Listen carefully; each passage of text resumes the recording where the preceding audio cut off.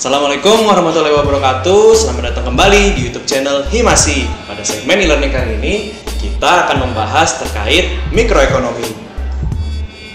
Siap? Let's learn with Himasi. Nah, sebelum kita masuk ke dalam mikroekonomi, tentunya kita juga harus tahu apa itu ilmu ekonomi. Mengulas sedikit, ilmu ekonomi adalah perilaku individu dalam memenuhi kebutuhannya yang tidak terbatas pada sumber daya alam yang ada. Nah, mikroekonomi sesuai dengan namanya mikro, yang berarti kecil. Kita berbicara terkait hal-hal yang kecil. Satu orang konsumen, satu rumah tangga, satu perusahaan, dan satu perindustrian. Nah, mikroekonomi juga berkaitan dengan harga-harga, faktor-faktor yang menentukan harga pasar, dan juga faktor input, barang dan jasa yang diperjualbelikan. Untuk lebih jelasnya, yuk langsung kita masuk ke contoh soal. Di sini soal yang pertama bisa kita lihat pertanyaannya grafik dari PCC, ICC, surplus konsumen, dan kurva angle. Apa itu keempat grafik tersebut? Di sini untuk mempersingkat waktu, saya sudah gambarkan grafik-grafik dari yang soal minta. Nah, yang pertama PCC. Apa itu PCC? Nih, seperti bisa teman-teman lihat, PCC adalah titik maksimum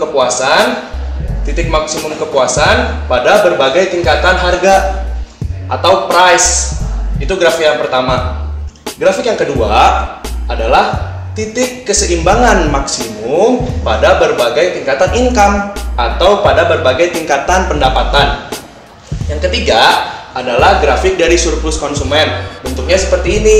Grafik surplus konsumen menjelaskan antara perbandingan jumlah harga yang bersedia dibayarkan oleh konsumen, segitiga yang kecil, jumlah harga yang bersedia dibayarkan oleh konsumen dengan jumlah harga secara aktual. Nah, yang terakhir adalah kurva angle. Kurva angle adalah kurva yang menggambarkan perbandingan antara tingkatan pendapatan dan tingkatan harga dari barang tersebut. Lanjut ke soal nomor 2. Di sini bisa teman-teman baca. Nih, teman-teman bisa baca soalnya. Nah, saya akan langsung masuk kepada soalnya. Yang pertama ditanyakan terkait fungsi permintaan dan fungsi penawaran. Nah, di sini sudah saya sarikan bagaimana soal tersebut, apa saja yang diketahui dari soal tersebut. Ialah ini. Kuantitas, price, elastisitas permintaan, elastisitas penawaran. Nih, di sini kita akan jawab dulu soal yang pertama, yaitu fungsi dari permintaan. Fungsi dari permintaan memiliki rumus Q demand sama dengan A min B dikalikan dengan price. Nah, sebenarnya tidak jauh berbeda antara fungsi permintaan dan fungsi penawaran. Rumusnya adalah Q demand A min B dan A plus B. Perbedaannya hanya ada pada minus dan plus. Teman-teman harus selalu ingat kalau permintaan itu B selalu minus.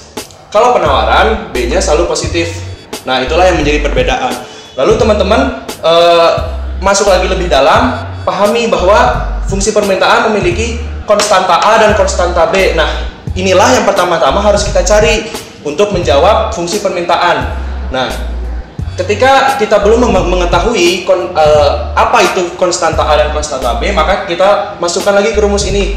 Min B sama dengan delta Q dibagi dengan delta P atau delta price. Sama juga dengan fungsi penawaran, delta Q dibagi dengan delta price.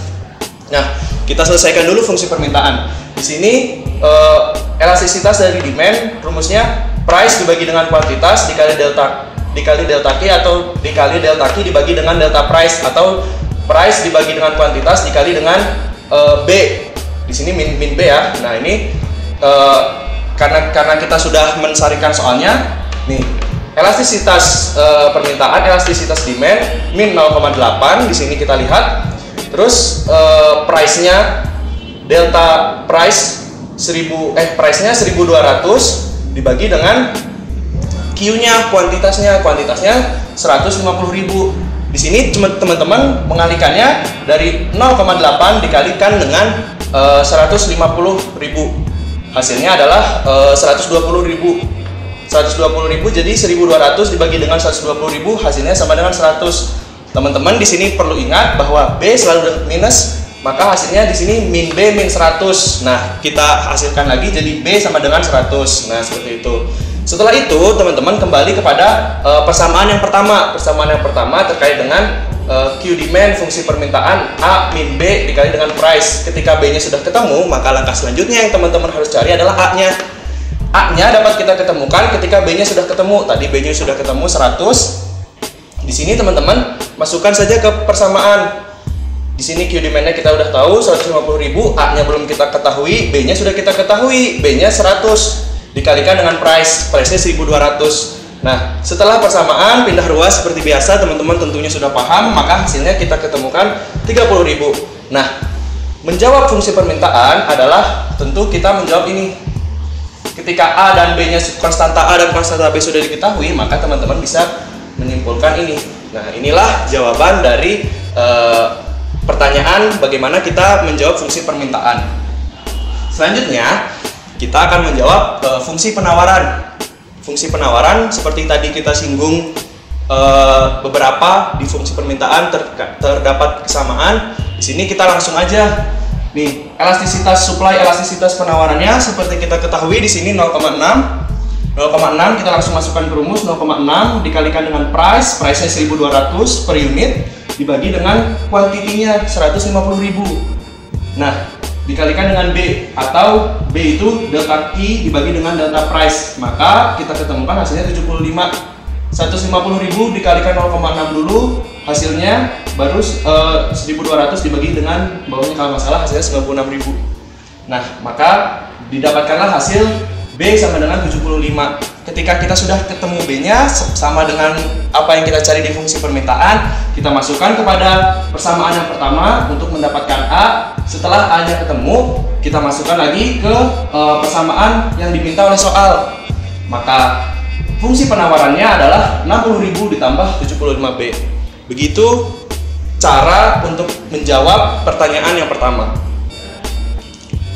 Lanjut ke pertanyaan nomor 2B terkait ketika permintaan dari si telur tersebut menurun sebanyak 20%, maka kita harus menentukan harga dan kuantitas keseimbangan yang baru karena terkait perubahan dari permintaan si pasar. Permintaannya turun sebanyak 20%. Maka rumusnya adalah sebenarnya tidak perlu rumus, tapi cukup kita mainkan logika kita sedikit. Nah, ketika permintaan turun sebanyak 20%, bagaimana kuantitas keseimbangan dan bagaimana harga yang baru? Maka untuk menjawab kuantitas, yang pertama tentunya kita jawab dulu kuantitasnya. Kuantitasnya adalah keseimbangan. Keseimbangan kita berbicara 100%. Ketika kuantitasnya turun 20%, maka kuantitasnya menjadi 80%. 80% ini kita jangan lupakan bahwa diketahuinya ini sudah terjawab, sudah diterangkan oleh soal bahwa si permintaan ini elastisitasnya adalah minus 0,8, maka 80% dikalikan dengan minus 0,8 didapatkanlah hasil 64%. Nah, hasil 64% ini baru bisa kita kalikan dengan jumlah dari kuantitinya 150.000 dikalikan 64%. Nah, didapatkanlah hasil 96.000. Tentunya 96.000 ini belum beres.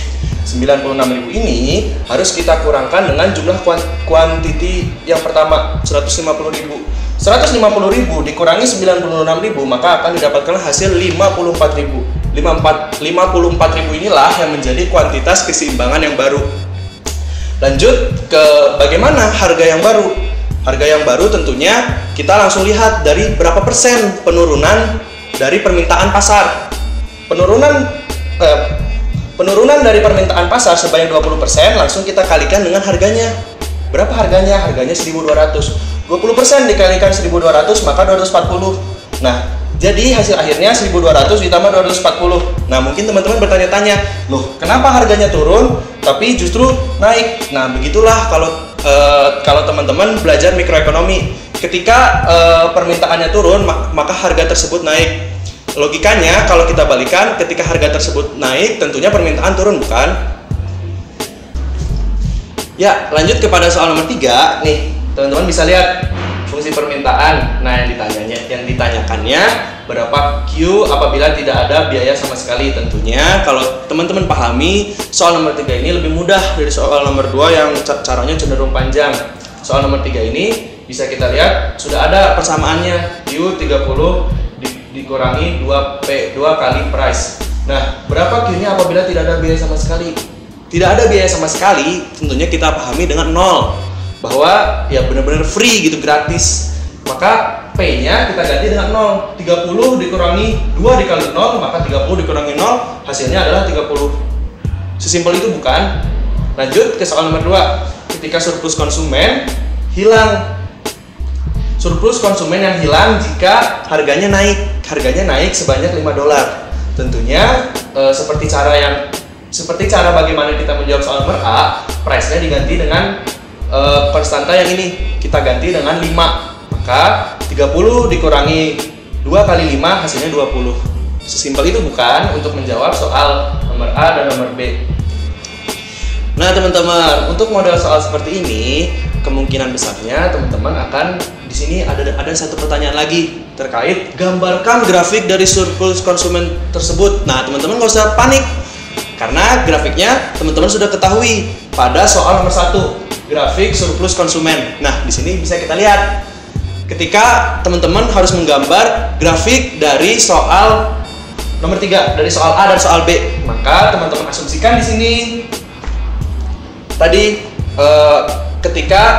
ketika barang tersebut tidak ada biaya sama sekali, panjangnya 30, tingginya 15, tinggi dari segitiga.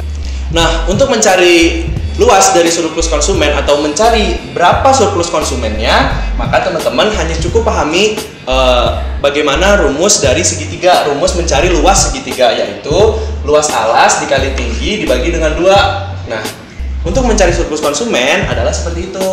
Luas segitiga yang besar 30 dikali dengan 15 dibagi dengan 2 dikurangin mencari luas segitiga yang kecil 20 dikali dengan 10 dibagi 2, maka hasilnya adalah 30 dikali 15 dikurangi 2 225 dikurangi 2 dikali 10 dibagi 2 dikurangi 100.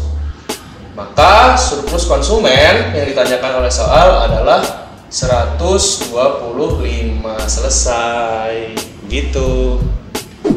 Ya, sekian video e-learning pada kesempatan kali ini. Mohon maaf banget nih kalau banyak kesalahan. Apabila teman-teman masih banyak yang belum mengerti, boleh tanyakan langsung kepada saya ya. Sekian, terima kasih. Wassalamualaikum warahmatullahi wabarakatuh.